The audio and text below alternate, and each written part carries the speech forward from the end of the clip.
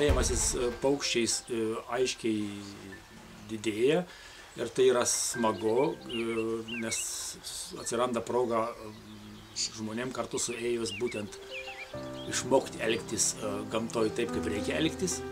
Ir fotografuojant, ir stebint, žodžiu, o plėšrieji paukščiai visada yra jautrus ir nemanau, kad brovimasis ir su fotoaparatu prie lizdų, tai be abejo tik tai neigiamas dalykas. Ir tie žmonės, kurie moka vertinti apskritai gamtą, tai tikrai plėšriuosius paukščius jau vertina.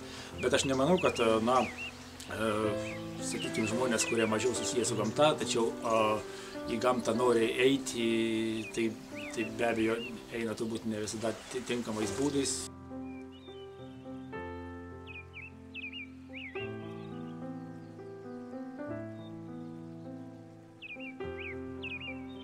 Dar pirmi filmavimai buvo baltapečio erelio su labai nevykusia technika kino. Atsivežėm porą lašišų į Maskvos zooparką, papiktinom visą publiką, kad lašišom šeriam paukščius. Paprasčiausiai reikia truputį palaukti, kad jie priprastų. Ir ten, kas gerai buvo, viena siena buvo kaip uolos imitacija. Tai žiūri, kad nelystų, ko nereikia.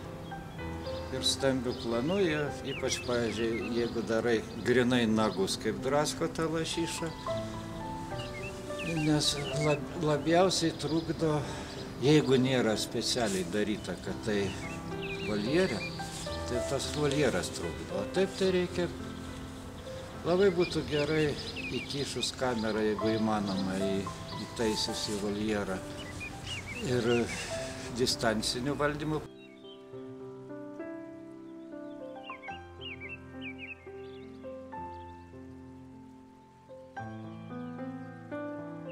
Ventės rago ornitologinės stotis iš plėšriųjų tai daugiausiai pagauna paukštvanagių. Per metus po 50, kartais 100, o kitų visų plėšriųjų žymiai rečiau. Nes Ventės ragas yra tokia vieta, kur nėra didelė kitų plėšriųjų paukščių migracija. Daugiau žeminė dalim praskrenda arba per Kuršių neriją ir gana aukštai paukščiai skrenda tie plėšrieji. Taip kad per visą istoriją, o mūsų stotis kartu 29 metais, tik virš kažkiek daugiau nei 1000 plėšriųjų paukščių yra apžieduota. O čia gan patikimi, nes mūsų gaudyklės yra originalios, sukurtos tik Ventės rage ir mes gaudom, nesvarbu kokios oro sąlygos, ar vėjas, lietus, kad ir sniegas ir žiemą galima jomis gaudymis, o va jau kur pasaulyje naudojamės voratinklinės gaudyklės, labai iškreipia, sakykime, jeigu lietus lyja, negali gaudyti, nors paukščiai skrenda, didžiulis vėjas išpučia tas gaudyklės irgi sumažėja pagavimo efektyvumas, o mūsų visom sąlygom galima gaudyti.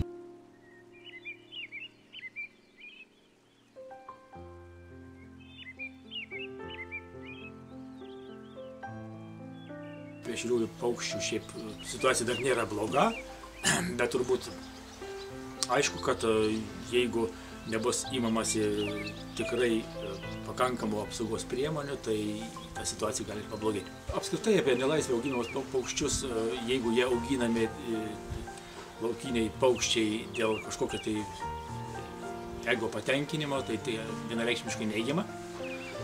Bet jeigu auginama paukščiai apskritai turint kažkokių tauresnių tikslų, kaip paleidimui, sakysim, atgal į gamtą, kokių nors projektų vykdymui, tai tada taip.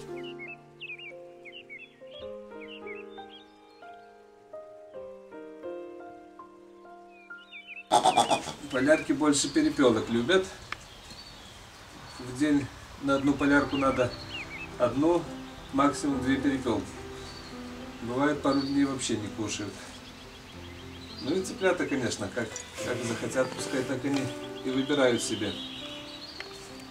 Вот. При размножении, когда подтолкнуть, чтобы они быстрее размножалось, так можно еще в цыплята его разламываешь витамин Э сыпать.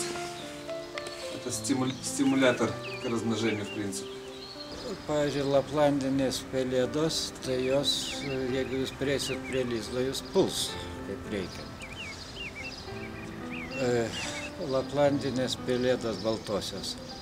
Labai įdomu kas, kad ne vienu metu išsirita jaunikliai ir vyresnieji jaunikliai gina mažiukus. Čia jeigu nėra tėvų prie lizdo, pabandykit prisiartinti, tai pats vyriausias, jisai gerokai didesnis bus.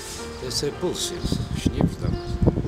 O kurie iš jų, sunku pasakyti, nes tarp kitko ir tos pačios, jeigu paimkit 2 baltas pelėdas, tai jos skirsis elgesys. Charakterį turi kaip ir žmonės, kiekvienas paukštis.